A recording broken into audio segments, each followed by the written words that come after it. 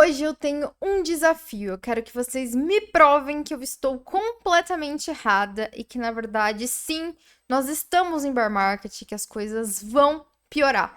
Eu vou apresentar para vocês a minha tese de por que eu acho que o humor do mercado vai mudar. Vou apresentar aqui os dados para embasar a minha tese e eu quero que vocês falem: não, você está errado, que vocês deem as contrateses, os contra-argumentos em relação ao meu posicionamento, tá certo? Então a gente vai começar aqui a conversar.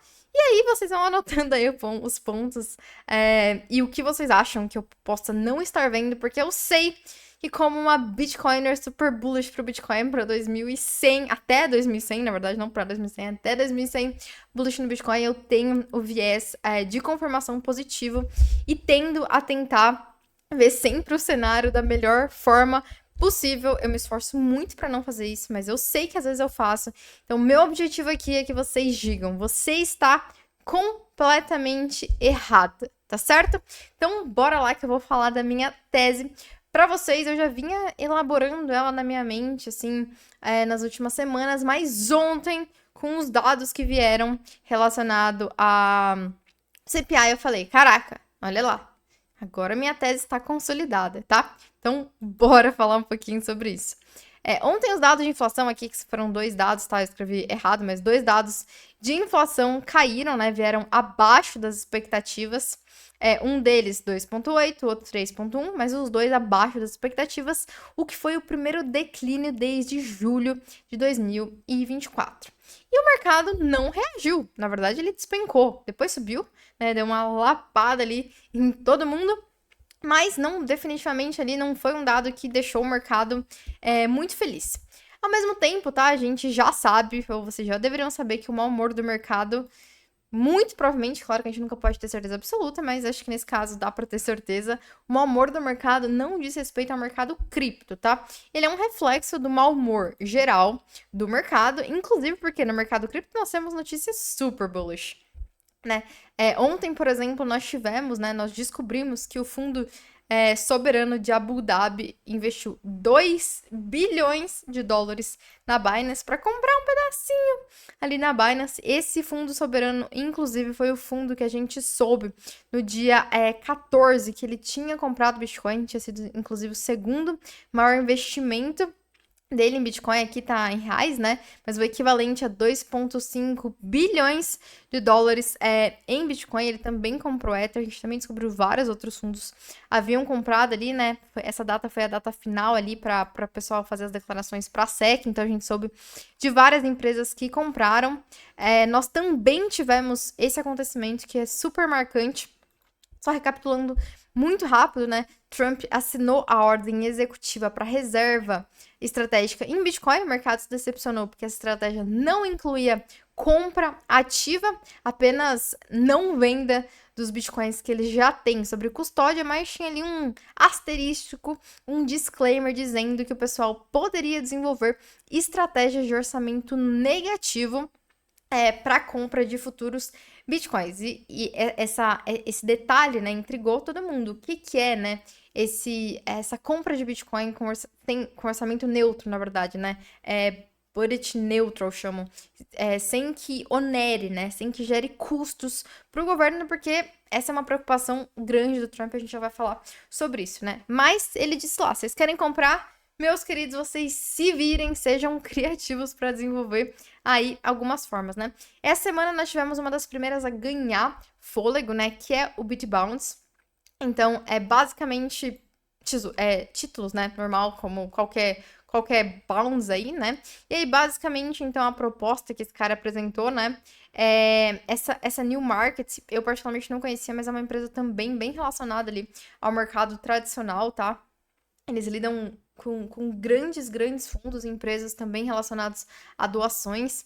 Então, não é uma empresa full cripto, digamos assim, né? Mas eles estavam propondo ali a emissão de títulos de 2 trilhões em títulos, né, com 10% de conversão para compra em Bitcoin, né? Então, uma forma ali de financiar o governo, mas que incluiria ali a compra de Bitcoin dentro disso, tá? essa proposta, ela se encaixa, por exemplo, né, dentro disso. Então, a gente está vendo também o desdobramentos relacionados a isso, novas empresas comprando Bitcoin.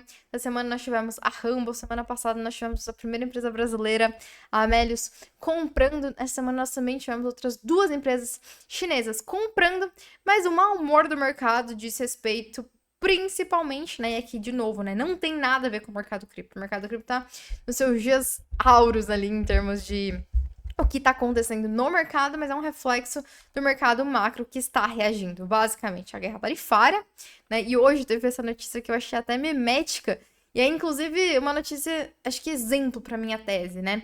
Então, aqui nós temos Trump ameaça impor tarifa de 200% sobre vinho se a União Europeia não remover tarifa sobre o uísque, né? Então falou 200% ali sobre todos os vinhos e produtos alcoólicos provenientes da União Europeia se o bloco não retirar sua tarifa sobre o uísque. E o que está acontecendo é que um dia põe, um dia tira, negocia aqui, negocia ali. E aqui é um exemplo muito bom, né? Há 2 horas ele tinha falado que não ia mudar nada em relação às tarifas de abril, e aí um pouco depois falou que ia haver uma pequena mudançazinha ali, mas que não ia durar muito tempo, né? Então, tá o tempo todo, assim, esse vai e volta. Nós também temos, né, as questões das negociações relacionadas à Ucrânia e à Rússia, que uma hora Estados Unidos negocia de um lado, uma hora negocia do outro, uma hora tá saindo, uma hora não tá mais saindo. Porém, hoje, não sei se foi a primeira vez, mas acho que sim, né? O primeiro pronunciamento ali do governo ucraniano dizendo que entende que eles não vão ser capazes de recuperar todos os territórios utilizando forças militares nesse momento e que vão, né, buscar vias ali, vias diplomáticas através do tempo para lidar com essa questão, né? E aí aqui, então, as coisas começam, a tese vai começar a ficar um pouco mais clara para vocês, tá? Dei esse contexto, mas qual que é o ponto? Então, dados econômicos estão bons, não indicam definitivamente recessão, mas existem projeções que dizem que pode piorar, mas no momento nós não temos nada factível. E a inflação está finalmente recuando, né, de acordo com o esperado ali, porém, entretanto, contudo, todavia, SP500. Ó, se a gente deixar devagar aqui, parece infinita a queda, ó. Queda, só queda, todos os dias de queda. E aí, assim, aí a gente se pergunta, por quê? Por quê? E aí eu quero trazer pra vocês, né? E ouro, inclusive, só continua subindo. A gente vai ter um vídeo que vai sair sábado sobre ouro, tá? Aguardem, vai ser bem legal. Inclusive, quero contar algumas coisas super legais sobre ouro pra vocês. Mas, qual é o ponto aqui, né? Esse Twitter eu achei genial, porque é exatamente as reflexões e os pontos que eu quero trazer pra vocês. Se vocês não seguem esse perfil, Kobe Letter, eles são muito bons, tá? Então, quais são os pontos aqui? Os dados de inflação estão indo na direção certa. Todos os dados, né, caíram mais do que o esperado. Esse é, de fato, o dado mais econômico que a gente teve ali da guerra comercial, e os dados relacionados ao trabalho também não estão vindo, tipo, ruins. Não estão, né? Mas o que aconteceu, né? Por que isso não está gerando um aumento no preço? E aí, continuando o argumento, né? Imediatamente, então, após a divulgação desses dados, e foi muito curioso porque bem na segunda-feira, eu acho, não sei se foi o dado de CPI, foi algum outro dado, quer ver? Vou até ver aqui. Ó, bem na hora que saiu o dado, o Trump se pronunciou também. Quer ver? Vamos ver se... Aqui. Foi exatamente ao mesmo tempo. Então, o dado veio bom, aí pá! Mais uma tarifa anunciada do Trump, né? E aí, após também os dados bons que vieram na quarta, né? Então, aquele Twitter ali que eu fiz foi na terça, esse aqui foi na quarta, daí que aconteceu isso, né? Imediatamente após os dados de inflação ali dos Estados Unidos, o presidente Trump postou: os preços dos ovos estão em baixas, o petróleo está em baixa, as taxas de juros estão em baixa, efetivamente aplaudindo as suas medidas. E como vimos, o mercado, né, não reagiu de um jeito muito bom aos dados de inflação que no passado teriam enviado o SP500 muito para cima. Por quê? Porque os dados fornecem um ambiente razoável para o Trump continuar fazendo o que ele está fazendo. Se a inflação tivesse continuado a subir, o Trump teria que enfrentar, né, uma reação negativa, pois a atenção teria se voltado para a natureza inflacionária das tarifas, tá? E eu quero fazer um ponto, quero mostrar uma coisa para vocês muito importante em relação a isso. Só continuando. Agora a guerra comercial continua enquanto o presidente afirma que está reduzindo a inflação, as taxas e o déficit comercial. É exatamente por isso que os mercados não estão recuperando as perdas após alguns melhores dados de inflação em meses. Por fim, está claro que o presidente Trump sabe que a fraqueza econômica, ou mesmo uma recessão, é a resolução mais rápida para a inflação.